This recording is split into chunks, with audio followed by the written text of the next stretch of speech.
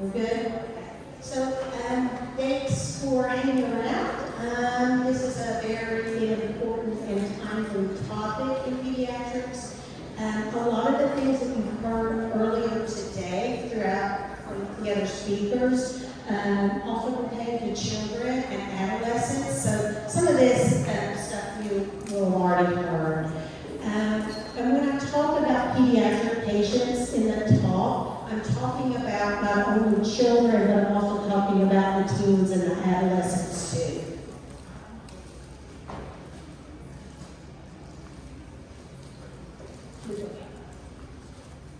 So what are some of the common conditions that we see in pediatric practice that pertain to children's mental health as well as their behavior as well as their development? Anxiety is a big one. About 20% of children will suffer from anxiety. Autism is another issue that we will see. Attention deficit hyperactivity disorder, otherwise known as ADHD. Eating disorders include anorexia, bulimia, depression, which affects about 10% of children, learning disabilities, post-traumatic stress disorder, known as PTSD, substance abuse is another issue we see, and suicidal behavior we'll see in the teens and the kids too. And actually, suicide is the second leading cause of death in individuals that are 10 to 24 years of age. A few other kind of staggering statistics in kids is that 1 in 4 kids will suffer from one of these conditions, and actually the trend even prior to the pandemic, the trends were increasing. The pandemic has made it much worse, and there's some evidence out there that actually 1 in 2 children will suffer from one of these conditions. Let's see. If a child suffers from one of these, they have an increased risk of suffering from another one of these conditions. And actually, 1 in 3 children and teens have either contemplated suicide or attempted suicide. And the first year of the pandemic, 1.5 million children suffered from either depression and anxiety, which led the American Academy of Pediatrics to declare mental health a public health crisis in children. And the rest of my talk is going to focus mainly on depression and anxiety in kids.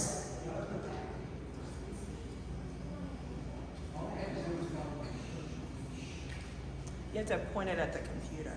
Oh, there we go. There you go. Okay, so what are some of the risk factors for depression and anxiety in kids?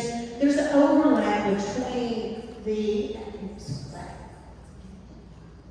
So genetics plays a big factor with both. So you oftentimes will get a family history. And just because maybe the parent suffers from depression, doesn't mean the kid will suffer from depression. They may, but they have an increased risk of another mental health condition, maybe anxiety, maybe possibly PTSD, suicidal behavior, maybe an increased risk for eating disorder.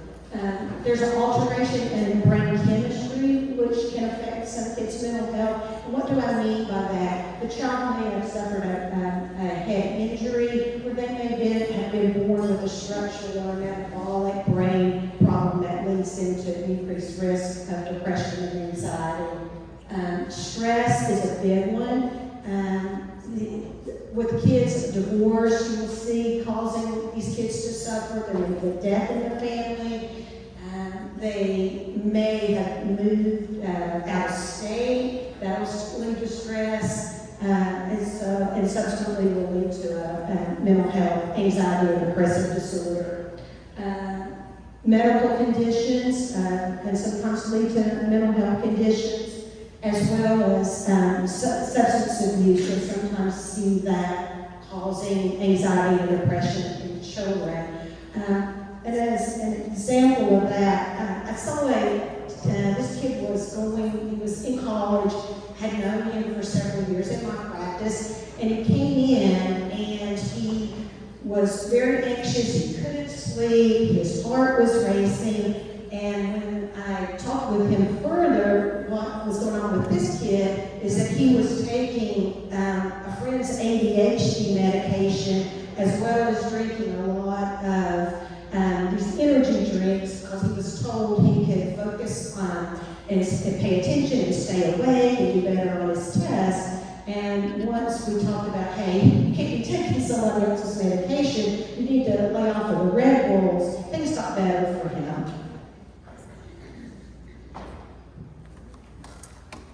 You have to aim at the computer. Oh, better computer. You want me to run it for you? Yeah.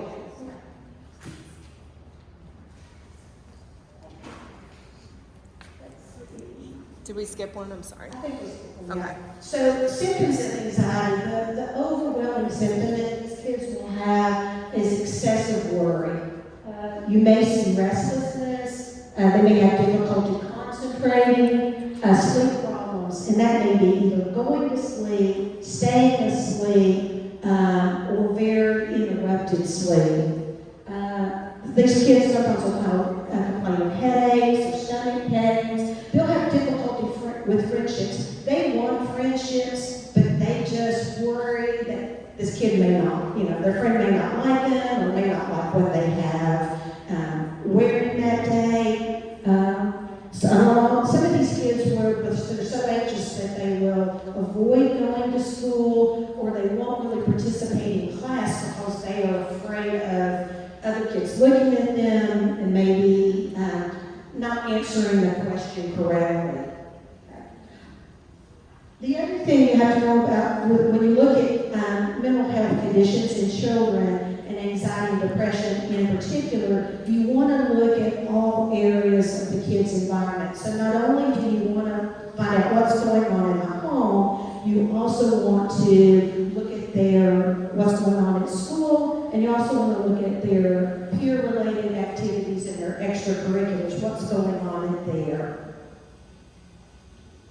Another thing, go back one, with the anxiety, there's outbursts and temper tantrums, and oftentimes the anxiety-provoking stimulus will make a child just have a meltdown. I will sometimes see kids that are school-avoiding kids.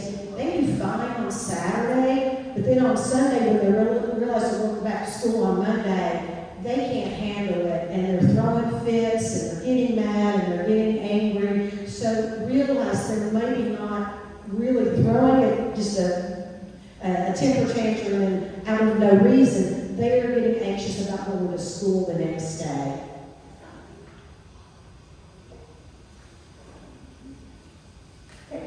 Depressive symptoms. So as with anxiety, the overwhelming symptom is excessive worry. But with the kids that are depressed, they have just excessive sadness. These kids feel hopeless, they're burned out, they don't have any energy, they may be irritable, they're bored. You sometimes will see their grades declining in school. They have loss of interest in their friendships and their extracurriculars. The anxious child, they want to participate in soccer, they want to have friendships, they just worry about what's going to turn out. The depressed kid just doesn't care anymore. They don't want to be part of the soccer team. They don't care about going and hanging out with their friends anymore. They too will have sleep difficulties. They will have change in their appetite and their weight. They may gain weight. They may lose weight. And just like Father Maples was talking about, poor hygiene. These kids, they won't bathe. The severe ones, they don't want to bathe. They won't put deodorant on. They don't want to comb their hair. They don't put clean clothes on. They just really don't care what they look like. Again, you're going to look at the kids' home and social environment as well as the school environment. And the thing about suicide, too, is that depression increases your risk for suicide. However, not all children that attempt or commit suicide have a history of depression. It may be their initial manifestation of depression. But the other thing with suicide in kids is that kids and teens have the wisdom that adults have, right? They tend to really react. They don't think, if I kill myself, what does this mean for my grandparents? What does this mean for my parents? They don't think ahead that way. They just, you know, I broke up with my boyfriend, my world's ended, bam, I'm gonna kill myself. So that individual may not have had a history of depression. They're just reacting to their difficult situation at that time. And that's how kids and teens tend to think. So next slide. So the diagnosis of depression, you can go several avenues here. A primary health care provider, so the child's pediatrician, family physician, nurse practitioner, physician's assistant can make that diagnosis. A psychiatrist who's a medical doctor can make that diagnosis.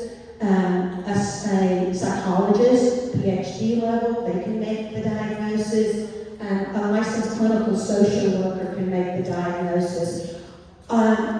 The primary health care, the first two, the primary health care provider and the psychiatrist, these are medically trained people. So if the child needs an evaluation,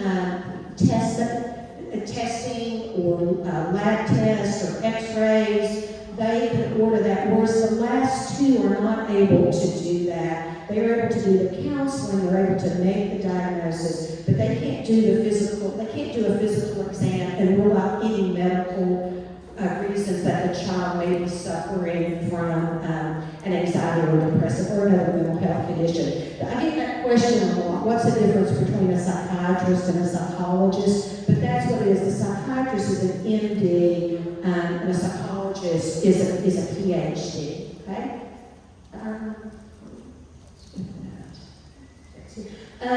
To help with the diagnosis, there's what's called the Diagnostic and Statistical Manual, the 5th edition. So that's kind of the Bible of psychiatric and psychologic medicine. And it has strict criteria before you can assign a diagnosis to an individual, that individual has to meet before a condition can be assigned to them. And then to help with that, oftentimes there are questionnaires that the child is given, maybe the parent or the guardian is given. There are actually some questionnaires out there for teachers. So you try to gather as much information as you can from people that are observing that child, the child themselves, to help make the diagnosis. Next slide. So the treatment for anxiety and depression, it really is taken in a stepwise fashion. There's mild symptoms, moderate symptoms, and severe symptoms. And for the more mild symptoms, sometimes just a healthy lifestyle will alleviate all or part of those symptoms. And a healthy lifestyle, this pertains to all of us, but a healthy diet, which we've talked about with several of the prior presenters. Exercise, getting an hour of exercise or physical activity a day can lift a person's mood or lift their spirit. This should be done outside preferably, because being in the sun helps to lift one's spirits. Sleep is another one. You know, we're all going to be irritable and anxious and depressed and angry if we don't get the sleep we need. Children, and including teens, need about 8 to 10 hours of sleep a night. Many of them are not getting that amount. Screen time should be reduced. The recommendation is less than 2 hours of screen time a day. Now that's the social type of screen time. If they're doing screen time for work or for school, that's not counted. It's just the Instagramming and the social media. Too much of social media or being on screen time can actually lead to anxiety, depressive, or actually even addictive disorders. So that really should be reduced as much as you can. And then these kids need to interact with their peers because they tend to withdraw. So I usually recommend that they pick one activity that they interact with their peers at least once a week. So they may want to join the youth group at church, they may want to join the soccer team, they may want to join the Boys and Girls Scouts. I let them choose, but they really should, at least once a week, do interact with their peers. Oh, these kids need structure and routine in their days. So often their lives are just real chaotic. They're getting up at different times of the day. They're going to sleep at different times of the day. They don't have family meals. They do better if there's some type of structure to their day. And I have what I call my 5, 4, 3, 2, 1 rule of healthy living. And so 5 is to have 5 servings of fruits and or vegetables in a day. 4 is 4 glasses of water a day. 3 is 3 servings of a low-fat milk product a day. 2 is less than 2 hours of screen time a day. And then the 1 is the 1 hour of physical activity in a day. And the 1 hour of physical activity doesn't have to be done all at the same time. They can swim for 30 minutes and shoot basketball for 30 minutes. That equals an hour. So whatever they want to do, then as long as it adds up to an hour, that's what's key. Next slide. And another thing to healthy lifestyle is mindfulness. So what is mindfulness? It is using your 5 senses to be present to the here and now. Oftentimes people, or my kids with anxiety or depression, they're thinking about things that happened in the past, or worried about things that are going to happen in the future. So this brings them to the present. An example is, quote, a walk in the woods. So what happens when you walk in the woods?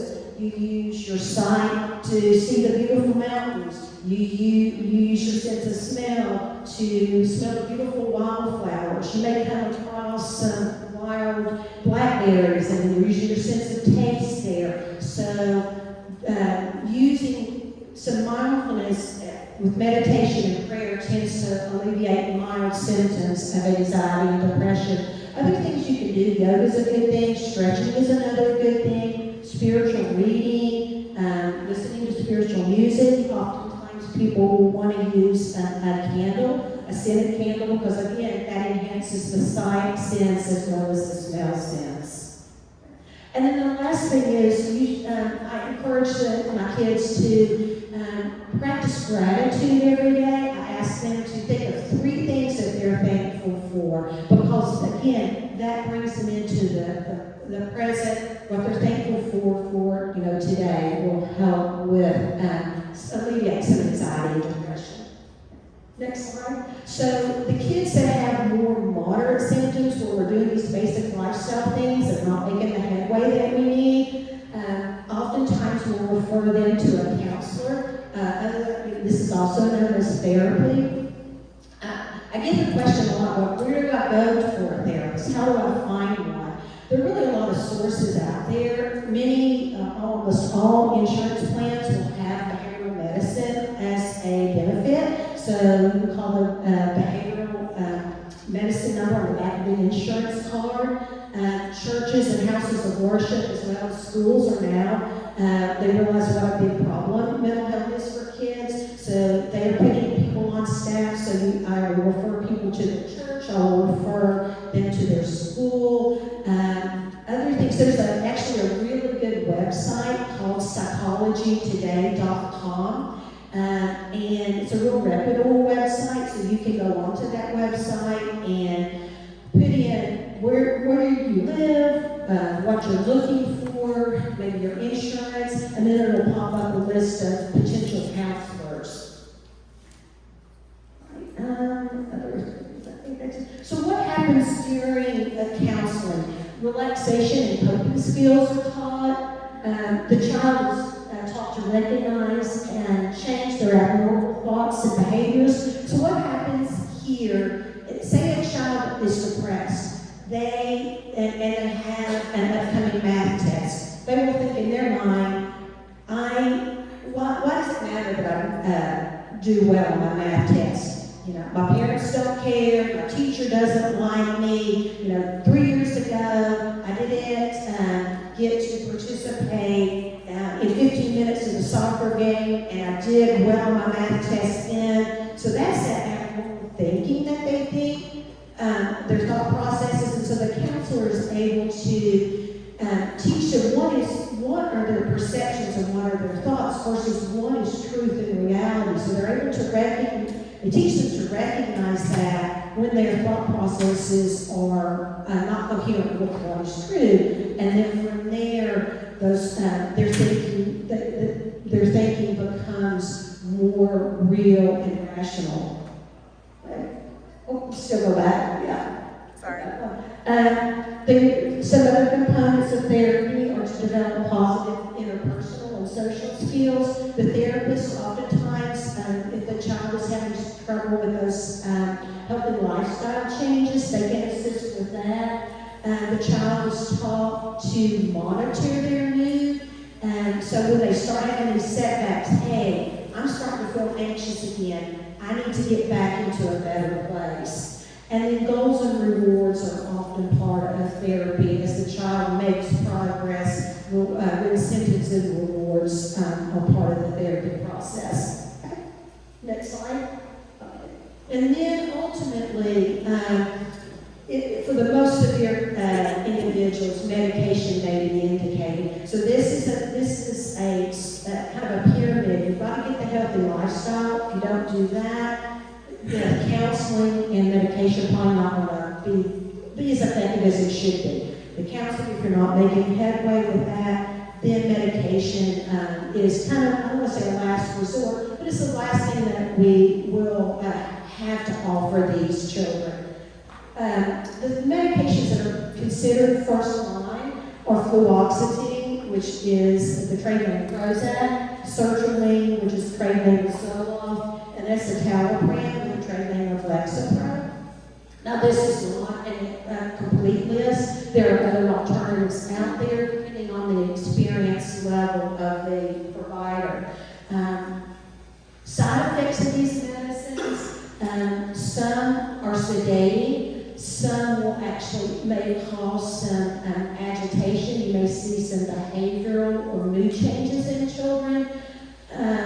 Nausea can be one, dizziness can be one, and there is a slight increased risk of suicidal thoughts as these medicines are initiated or as they are dosages adjusted. That happens in about 3% of children. But what you need to realize with this is untreated. When I say suicidal thoughts, it's not that there's a plan, it's not that they attempt it, but as that brain chemistry is being readjusted in a depressed child or an anxious child, they may think of suicide. And so I make the parents aware of that, make the patient aware of that, and if they are experiencing that, then they need to call me. If they're not too severe, we press through these side effects because within about 2 or 3 weeks, a lot of times the side effects will wane, and the goal of decreasing their depression and decreasing their anxiety is obtained. Untreated depression, though, the risk of suicide is much, much greater than any type of suicidal thoughts that they may have with medication.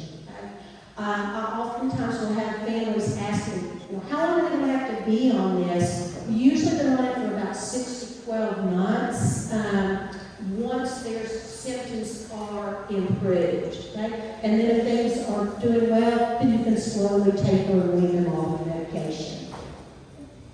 All right, next slide. So outcomes of these kids, in my experience, about a third of the kids will have ongoing symptoms. About a third will have a waxing and waning course. So they may get better, but then a stressful life event may occur. The parent may lose a job, there may be, then financial difficulty that will set this off. Another big one I see is when the kids go off to college, they're on their own for the first time, and they don't have mom and dad there helping them, they don't have the support. I will have to see kids with setbacks there.